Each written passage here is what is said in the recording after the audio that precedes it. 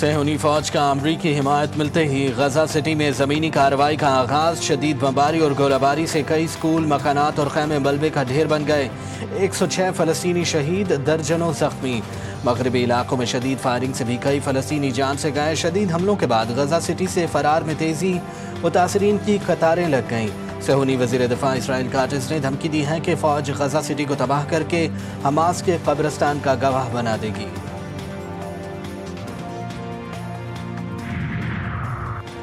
قطر اور دیگر ممالک نے اسرائیل کو تنہا کر دیا۔ اسرائیل وزیر اعظم کا اعتراف۔ نتن یاہو نے اسرائیل کو یونان کی قدیم ریاست سپارٹا سے تشبیہ دے دی۔ کہا اسرائیل کی صورتحال سپر سپارٹا جیسی ہے، تیار ہونا پڑے گا۔ اسرائیل کو نئی اقتصادی حقیقت کے لیے تیار ہونا چاہیے۔ ایران نے ناکہ بندی کر کے اسرائیل کو تباہ کرنے کی کوشش کی تھی۔ مغربی یورپ سے اسرائیل کو چیلنج درپیش ہے۔ امریکہ اور بہت سے ممالک ہمارے ساتھ کھڑے ہیں۔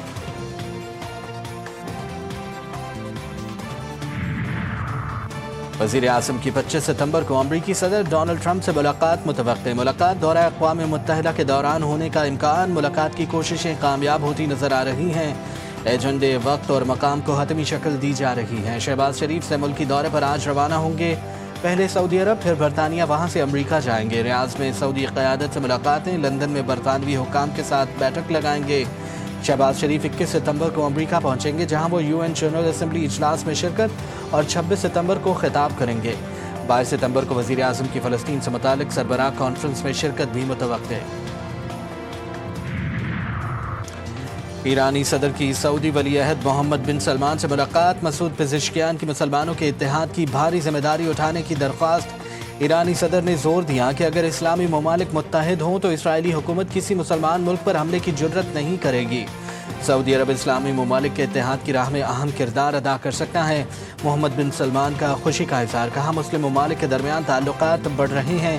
محمد بن سلمان نے زور دیا کہ اسلامی ممالک کو زیادہ بااختیار بننا چاہیے تاکہ وہ اسلامی دنیا میں اپنی آزادی اور وقار کا زیادہ مؤثر طریقے سے دفاع کر سکیں۔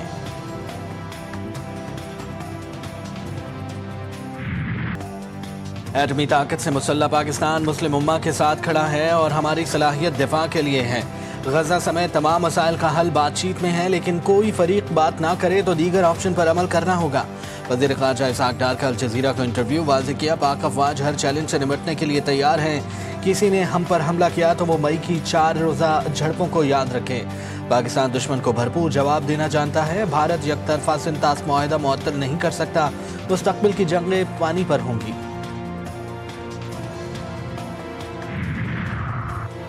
اقوام متحدہ کے تحقیقاتی کمیشن کی غزہ میں فلسطینیوں کی نسل کشی کی تصدیق۔ کمیشن کی سربراہ اور بین الاقوامی فوجداری عدالت کی سابق جج نوی پلے نے کہا کہ نتن یاہو اور دیگر حکام کے بیانات نسل کشی کے ارادے کا براہ راست ثبوت ہیں۔ اسرائیل نے رپورٹ کو جھوٹ کا پلندہ قرار دے کر مسترد کر دیا۔ PTI کے اندر منافق موجود ہیں۔ علی امین گنڈاپور آج پھر اپنی ہی جماعت پر برس پڑے۔ کہا 9 مئی ہماری پارٹی پالیسی کا حصہ نہیں تھا۔ اگر کسی نے پارٹی پالیسی کی خلاف ورزی کی تو یہ اس کا ذاتی اقدام ہے۔ بانی PTI مذاکرات کے لیے تیار ہیں، لیکن بات چیت ان سے ہوگی جن کے پاس اختیارات ہیں۔ بولے میرے بھائی نے کارگل کی جنگ لڑی، وہ رات کو محاذ پر جاتا تو میری ماں روتی تھی۔ وفاقی وزراء نے افسوسناک بیانات دیے۔ شہداء پر سیاست نہیں کرنی چاہیے، یہ بہت گھٹیا حرکت ہے۔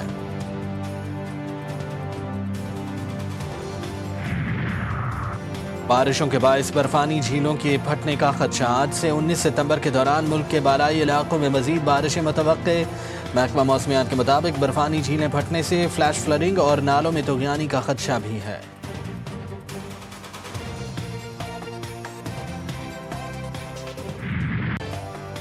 پنجاب کے بپھرے دریا کئی المناک داستانیں چھوڑ گئے۔ بہاول نگر میں دریائے ستلج نے سینکڑوں دیہات میں تباہی مچائی۔ لوگ گھر بار چھوڑ کر سڑکوں پر رہنے پر مجبور۔ فصلیں ڈوب گئیں۔ خانیوال کے مقام پر دریائے راوی ہوا میں لگام۔ درجنوں گاؤں صفحہ ہستی سے مٹا دیے۔ دریائے سندھ میں بھرتی لہروں نے کئی گھر اجاڑ دیے۔ گھوٹکی کے علاقے قادرپور میں سیلابی پانی متعدد دیہات میں داخل۔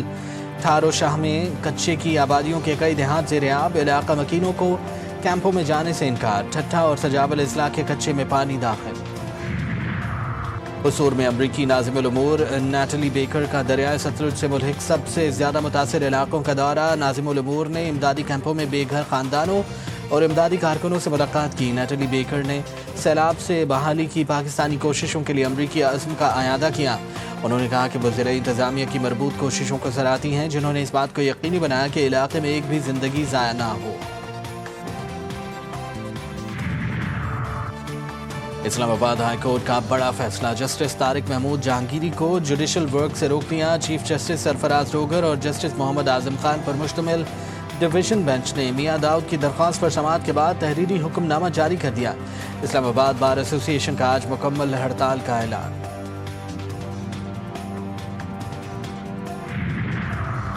اسلام آباد بار کونسل میں ایمان مزاری کے خلاف ریفرنس دائر، لائسنس منسوخ کرنے کی استدعا۔ الزام عائد کیا گیا کہ ایمان مزاری ریاست مخالف سرگرمیوں میں ملوث ہیں۔ ان کے تعلقات تحریک طالبان، بلوچ لبریشن آرمی اور منظور پشتین کی تحریک سے بتائے گئے۔ ریفرنس میں کہا گیا کہ وہ ہر ایسی تحریک کی حمایت کرتی ہیں جو ریاست مخالف ہو۔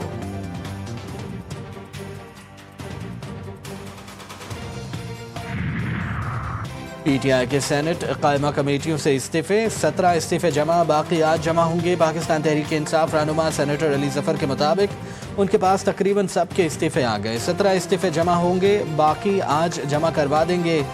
پانی کی ہدایت پر تمام قائمہ کمیٹیوں سے اپنے استعفے جمع کروائیں گے۔ کراچی میں پانی کا بحران مزید سنگین، شہر قائد کے باسیوں کے لیے نئی مشکل۔ واٹر کارپوریشن کی یونیورسٹی روڈ اور ہب رائزنگ پائپ لائنیں پھٹ گئیں، یونیورسٹی روڈ پانی میں ڈوب گئی۔ ضلع کے ماڑی، وسطی اور غربی کے مختلف علاقوں میں پانی کی فراہمی بند ہو گئی۔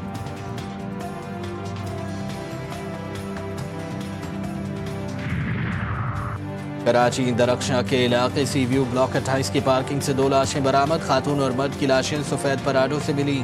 مرد کی شناخت سرکاری ادارے کے ریٹائرڈ افسر شہباز ملک کے نام سے ہوئی، خاتون کی فوری شناخت نہ ہو سکی۔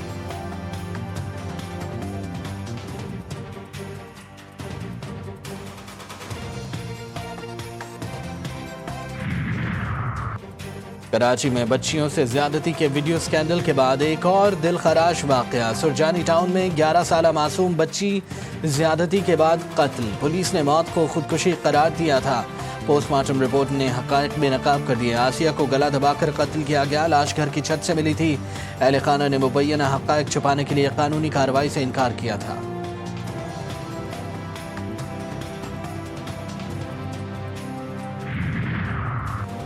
بلوچستان ضلع شیرانی کے پولیس اور لیویز تھانوں پر 2 حملے، لیویز اور پولیس کے متعدد اہلکار زخمی۔ حملوں میں تھانوں کے مواصلاتی نظام کو بھی تباہ کر دیا گیا۔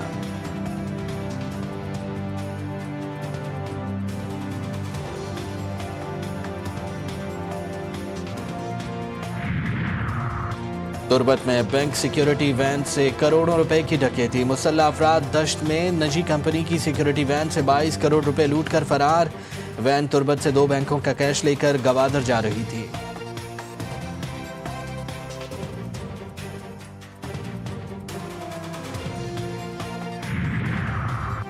گھریلو صارفین کو ملکی گیس کنیکشن دینے پر مستقل پابندی عائد، سوئی صدرن اور ناردرن کو پہلے سے وصول شدہ 30 لاکھ درخواستیں منسوخ کرنے کی ہدایت۔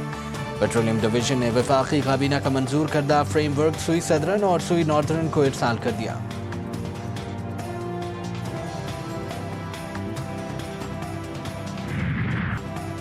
ایشیا کپ تنازع، پاکستان کے مطالبے پر میچ ریفری تبدیل، پاکستان اور آئی سی سی کے درمیان معاملہ حل ہو گیا۔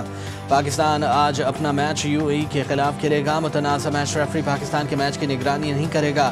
پاکستان ایشیا کپ میں کھیلے گا، معاملات طے پا گئے۔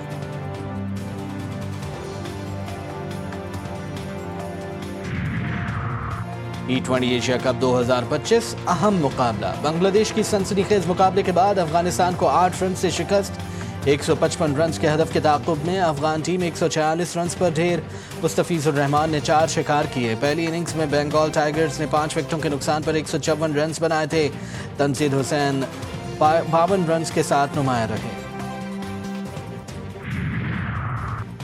اور پاک جنوبی افریقہ ویمن سیریز کا پہلا ون ڈے، سدرا امین کی شاندار سنچری بیکار، جنوبی افریقہ کی پاکستان کو 8 وکٹوں سے شکست۔ جنوبی افریقہ کی ٹیم نے 256 رنز کا ہدف 2 وکٹوں کے نقصان پر 49ویں اوور میں حاصل کر لیا۔ قذافی اسٹیڈیم لاہور میں ہونے والے میچ میں پاکستانی ٹیم نے پہلے کھیلتے ہوئے مقررہ 50 اوورز میں 4 وکٹوں کے نقصان پر 255 رنز بنائے تھے۔ सिद्रा अमीन ने एक रोज़ा क्रिकेट में 5वीं सेंचुरी स्कोर करते हुए शानदार 121 रन की नॉट आउट इनिंग्स खेली।